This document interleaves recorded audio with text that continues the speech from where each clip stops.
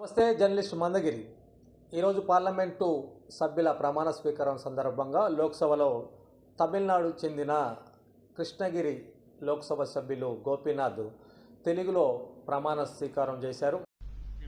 నేను భారత పార్లమెంట్ లోక్సభ సభ్యునిగా ఎన్నికైనందున శాసన ద్వారా నిర్మితమైన భారత రాజ్యాంగం పట్ల నిజమైన విశ్వాసము, విధేయత చూపుతానని, భారతదేశ సార్వభౌమాధికారాన్ని, సమగ్రతను కాపాడుతానని, నేను స్వీకరించబో కర్తవ్యాన్ని శ్రద్ధాశక్తులతో నిర్వహిస్తానని దైవ సాక్షిగా ప్రమాణం చేస్తున్నాను.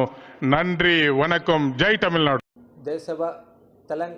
తమిళనాడు ప్రాంతంలో దాదాపు 30% దాకా తెలుగు భాష మాట్లాడి ఉండే ప్రాంతంలో కృష్ణగిరి జిల్లా పూర్తిగా దాదాపు 80% తెలుగు మాట్లాడే ప్రజలు ఉంటారు. ఇక్కడ లోక్సభకు ఎంపికైన ఇండియా కూటమి అభ్యర్థి గోపీనాథ్ తెలుగులో ప్రమాణ స్వీకారం చేసి దేశవ్యాప్తంగా సంచలనం సృష్టించింది. తమిళనాడు ప్రాంతంలో ఉన్న తన మాతృభాషని మరవకుండా ప్రాంతీయ అభిమానం చాటుతూ తెలుగులో ప్రమాణ స్వీకారం చేసిన సందర్భంగా ఆంధ్ర, తెలంగాణ ప్రాంతంలో గోపీనాథ్కు పెద్ద ఎత్తున ప్రశంసల వర్షం కురిపించారు.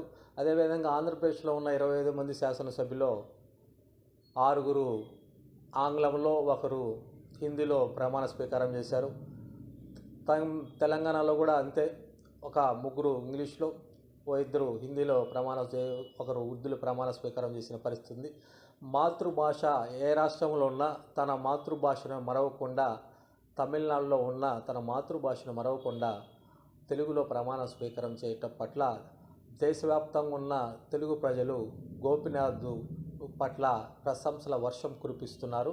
అదేవిధంగా మనం కూడా ఇలాంటి ప్రాంతీయ భావం కలిగిన తెలుగు ప్రాంతీయ భాషని మరవకుండానే ప్రమాణ స్వీకారం చేసిన సందర్భంగా ఆ తెలుగు ప్రజలతో పాటు మనం కూడా అతను చేసిన ప్రమాణ స్వీకారాన్ని స్వాగతిస్తూ మనం కూడా హర్షం వ్యక్తం చేస్తున్నాం.